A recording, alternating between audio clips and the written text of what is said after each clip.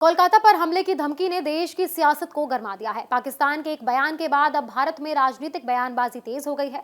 तृणमूल कांग्रेस ने इस धमकी पर कड़ा रुख अपनाते हुए सीधा जवाब दिया है, जिससे माहौल और ज्यादा गर्म हो गया है। एक तरफ सुरक्षा का मुद्दा है तो दूसरी तरफ आरोप प्रत्यारोप की राजनीति, और इसी के बीच जनता की नजरें अब सरकार की प्रतिक्रिया पर टिकी हैं। पश्चिम बंगाल की राजनीति इस समय काफी गर्म है। वजह है पाकिस्तान के रक्षा मंत्री ख्वाजा आसिफ का एक बयान, जिसमें उन्होंने कोलकाता को संभावित निशाना बताया। उन्होंने कहा कि अगर भारत कोई कदम उठाता है तो पाकिस्तान की प्रतिक्रिया तेज और सटीक होगी। हालांकि इस बयान के साथ कोई ठोस सबूत पेश नहीं किया गया।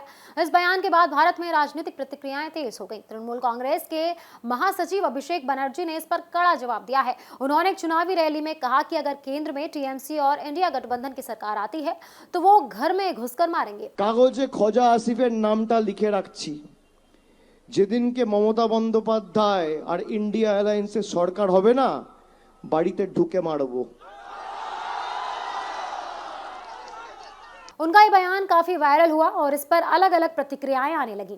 वहीं पश्चिम बंगाल की मुख्यमंत्री ममता बनर्जी ने भी इस मुद्दे पर केंद्र सरकार को घेरा है। उन्होंने सवाल उठाया है कि जब कोलकाता जैसे बड़े शहर को धमकी मिल रही है तो प्रधानमंत्री इस पर एक शब्द क्यों नहीं कह रहे।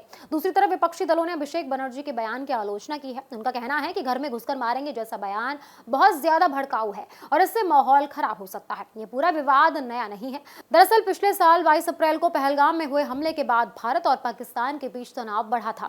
इसके जवाब में भारत ने ऑपरेशन सिंदूर चलाया था। हालांकि कुछ समय बाद स्थिति थोड़ी शांत हुई, लेकिन दोनों देशों के बीच तनाव अब भी बना हुआ है। फिलहाल इस पूरे मामले में केंद्र सरकार की तरफ से कोई आधिकारिक बयान सामने नहीं आया है, लेकिन जैसे जैसे पश्चिम बंगाल में चुनाव नजदीक आ रहे हैं, ये मुद्दा और भी ज्यादा बड़ा होता हुआ दिख रहा है।